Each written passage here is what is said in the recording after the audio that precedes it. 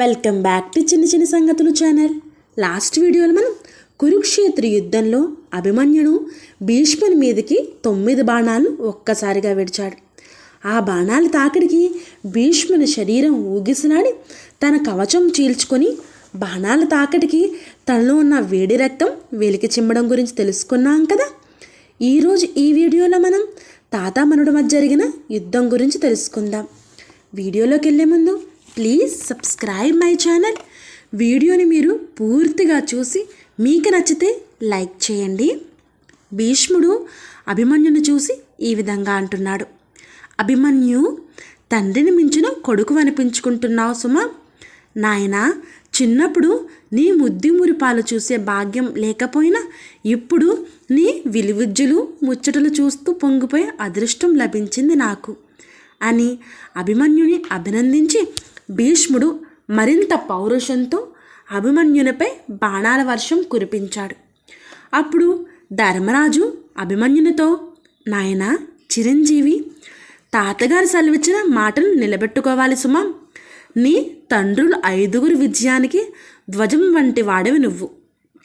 ధర్మదేవత నీవై చల్లని నడమాడుతూ ఉంటుంది. ధైర్యంగా పోరాడని అభిమన్యునికి చెప్పాడు ధర్మరాజు. అభిమన్యుడు తన పెద్ద తండ్రి తన పరాక్రమం మెచ్చుకుని పురుగొల్పడంతో అభిమన్యునికి నరంలోనూ అణువణువున వీరావేశం ఉజ్వలమై దౌర్భగ్రంగా ప్రకాశించింది. 25 బాణాలను అభిమన్యుడు ఒకేసారి గురి చూసి విడిచాడు భీష్ముని మీదకి. మరుక్షణం భీష్ముని రథం మీద తాళధ్వజం విరిగి నేలకు కూలింది. అభిమన్యుని పరాక్రమాన్ని పాండవ సైన్యం సింహనాదాలు చేస్తూ అనుభూతి చేసింది. కౌరవ సైన్యం భీష్ముని ధ్వజం నేలకూల్చడం చూసి హాహాకారాలు చేసింది. అప్పటి వరకు కొదమసింగం వలె విజృంభించి పాండవ సైన్యాన్ని మట్టుపెట్టిన భీష్ముడు అర్జున పుత్రుడైన అభిమన్యునికి చిక్కుపడడం చూసి ద్రోణాచార్యుడు, కృపాచార్యుడు, అశ్వత్థామ, దుర్యోధనాది యోధులందరూ తమ తమ రథాలను తోలించుకుని భీష్మునికి బాసటగా నిలిచారు. అది చూసిన భీమ, నకులు, సహదేవులు, సాత్యాకి, దృష్టజుమ్న, విరాట ద్రుపదులను తోడు తీసుకుని తన కొడుకుకు సహాయకులుగా వచ్చి నిలిచారు. అభిమన్యుడుకు తోడుగా వీళ్ళందరూ.